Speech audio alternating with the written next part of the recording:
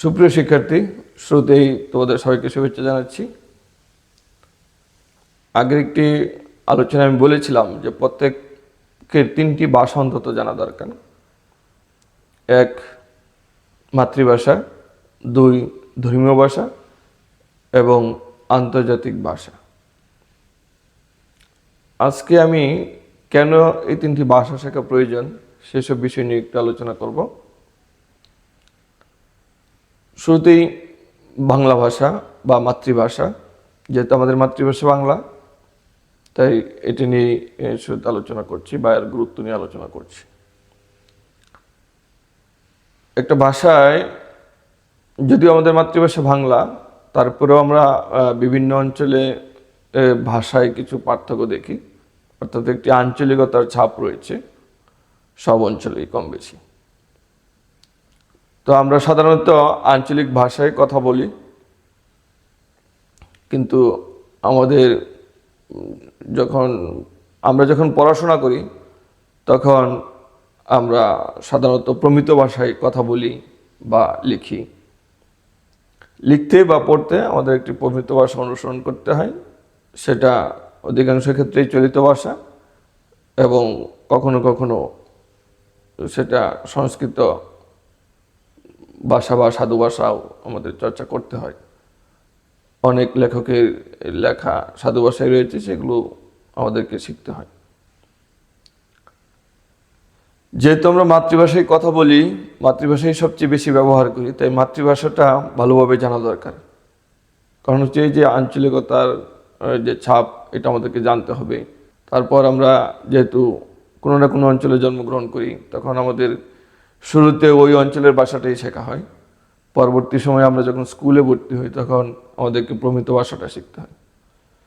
তাই ভাষাকে বুঝতে, কোনো লেখা পড়ে বুঝতে হলে অবশ্যই আমাকে প্রমিত ভাষাটা শিখতে হবে। যেহেতু সাধারণত বই পুস্তক যা আছে সব কিছুই চলিত ভাষায়, অধিকাংশ ক্ষেত্রে চলিত ভাষা ব্যবহৃত হয়।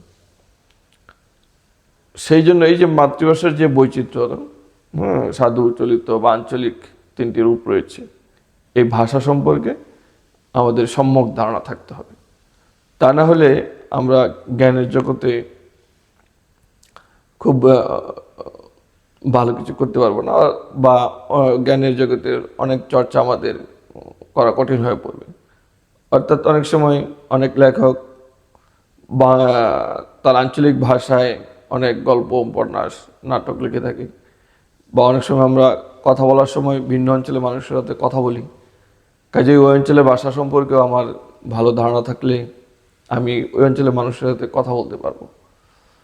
কিংবা আমরা যখন এক অঞ্চলের মানুষ অন্য অঞ্চলের মানুষের সাথে কথা বলবো, তখন অবশ্যই আমাকে প্রমিত ভাষাটা জানা থাকতে হবে, কারণ সব অঞ্চলের ভাষা শেখা সবার পক্ষে সম্ভব নাও হতে পারে।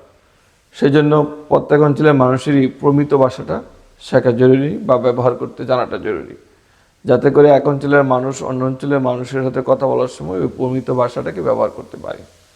তাহলে ভাষার যে জটিলতা বা বুঝতে পারার যে জটিলতা, সেটা কমে আসবে। কিন্তু যদি আমরা সবাই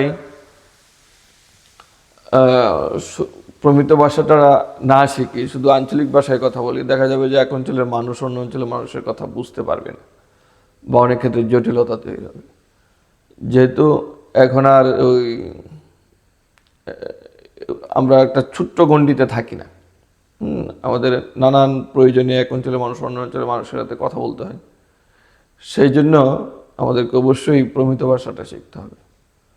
তারপর বিভিন্ন বই বা জ্ঞানের চর্চা করতে গেলে অনেক সময় অনেক বই সাধু ভাষায় রচিত রয়েছে, পুরনো যেসব বই আছে সেগুলো বোঝার জন্য আমাদেরকে সাধু ভাষাটা ভালোভাবে শিখতে হবে।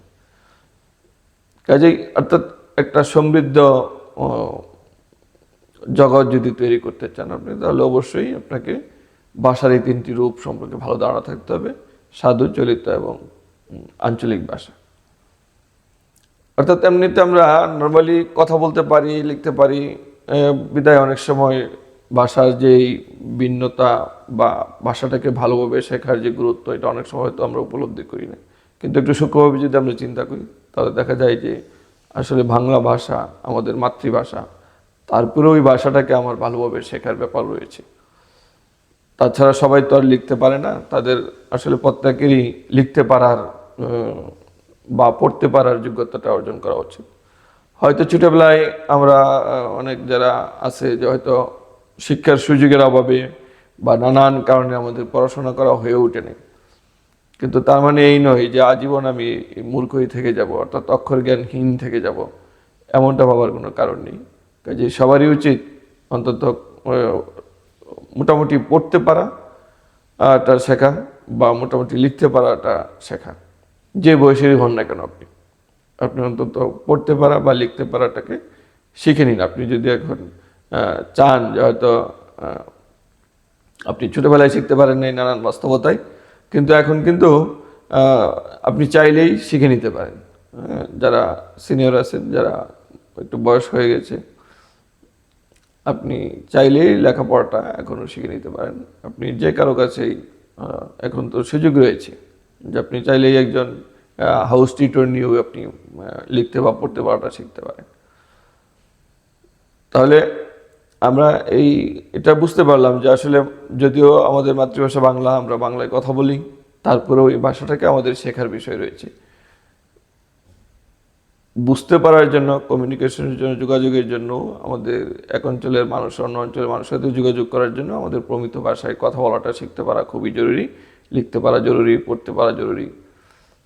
তারপরে এই যদিও এটা আমাদের মাতৃভাষা, তারপরেও এটা আসলে শেখা খুব জরুরি।